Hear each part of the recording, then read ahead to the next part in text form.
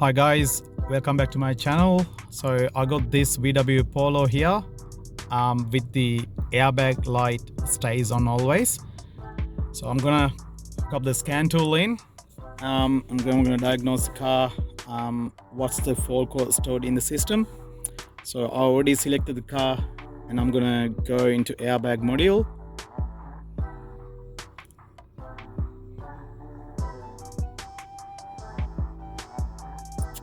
Trouble codes. So I got B1001B, driver airbag igniter, resistance too high. So I tried to erase this code before. So I erased it and went for a test drive, and the warning light comes back again. So it means it has to be fixed. It's not anything stored and it's active fault code. So here I found another thing.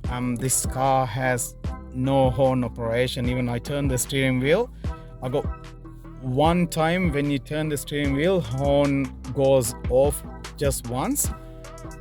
So it means it's an easy diagnosis. So the spiral cable behind the clock, so behind the horn pad, which is called clock spring, has open circuit. So horn, all the switches, everything goes through the spiral cable. So I'm gonna give a customer quotation to replace the spiral cable. So I hope you guys enjoyed this video. I'm planning to get another video to how to replace the clock spring on this car. So thanks for watching.